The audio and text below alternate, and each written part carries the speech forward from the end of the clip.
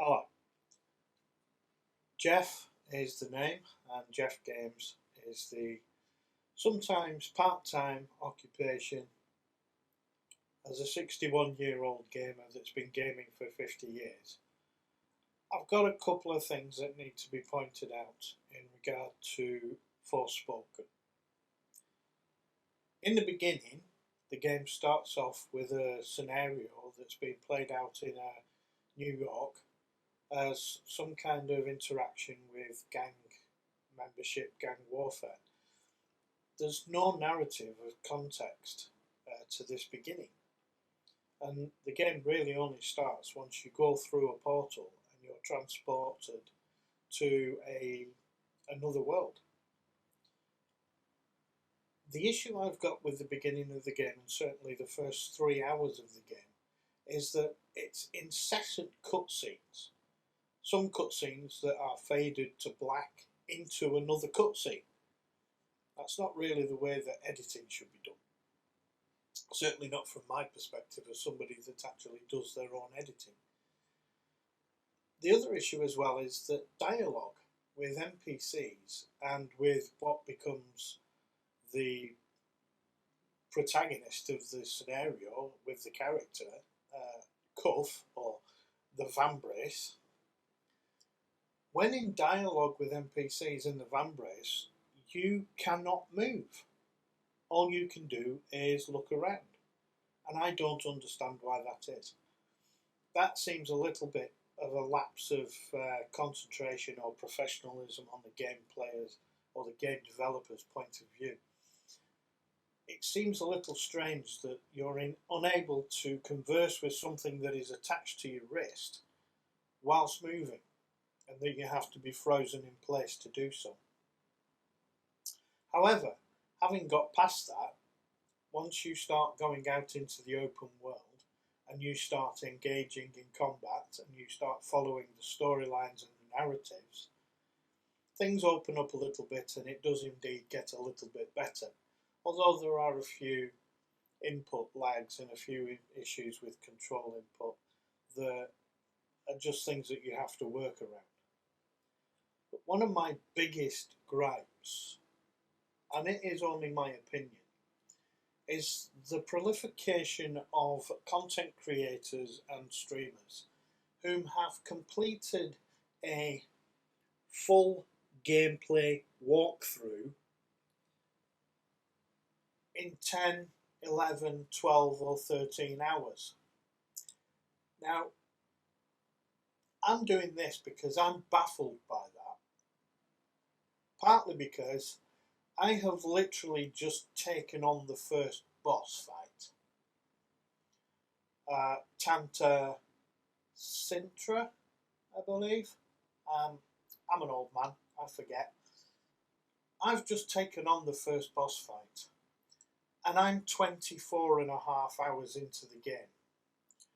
I would like to know, and if anybody can enlighten me, how it is that somebody completes the whole game in 10 hours. I don't understand how they're doing that. But that's how they play. They obviously are just focusing on the boss from one boss to another boss to another boss, and following the main storyline of the bosses without doing any other side content, without doing anything else in the world, without investigating the world, without finding resources, without upgrading shit. That's how it appears. And I'm pretty baffled by that, to be honest. And, when I look at my gaming history, I'm currently putting things up on my channel in respect of Horizon Zero Dawn, which Horizon Forbidden West, forgive me, which I've played 3 times.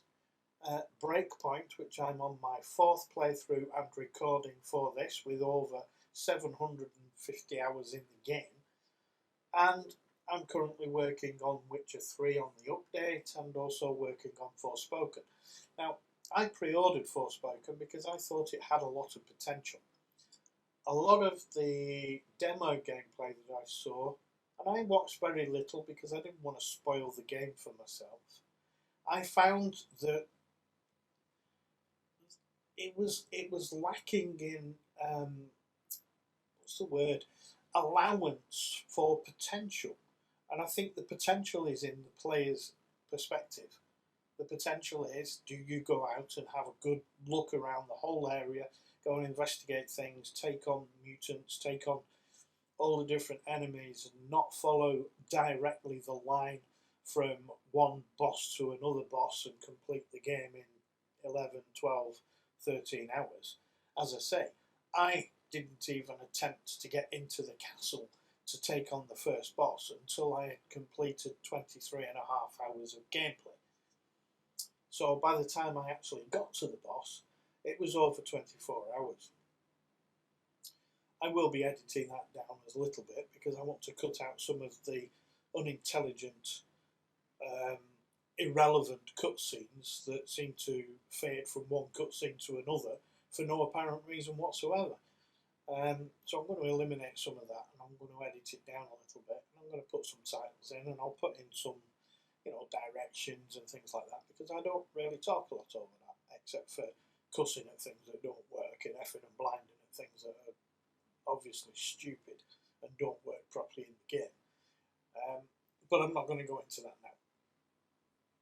I just wanted to put this together in order to get an overview from somebody that doesn't really do a lot of outspoken work like this about a game that seems to be lacking in attention.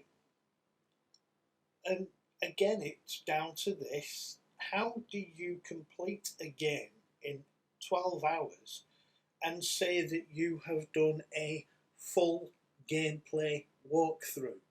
Well, firstly, you haven't played the full game.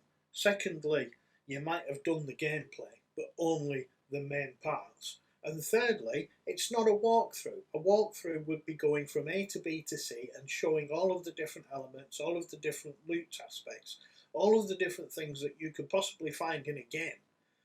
These people are not being honest. These people are being irresponsible.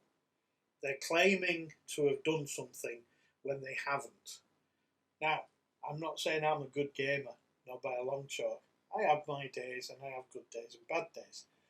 But I do take the time to actually experience a game more fully in order to appreciate the actual game that it is. Now, within the first 3 hours, I very much thought this game isn't worth the price. But once the game opened up from the main city at Sipal and you go out into the open world, the combat and the elements that are there to follow, quests, dungeons, other things that you can go and look at and acquire, resources that you can get, and means by which to upgrade yourself, it opens up, and I would say that now, after 24 hours, it is probably worth the price. But I've still got the rest of the game to finish. Now, as I say, I've got over 24 hours of footage I've got to work through into episodes, which I'm going to do, take the time to do it, and then I will be posting them up. But I wanted to do this because I felt I could not ignore the issue that is presenting itself in the way that this game is being presented by certain parties.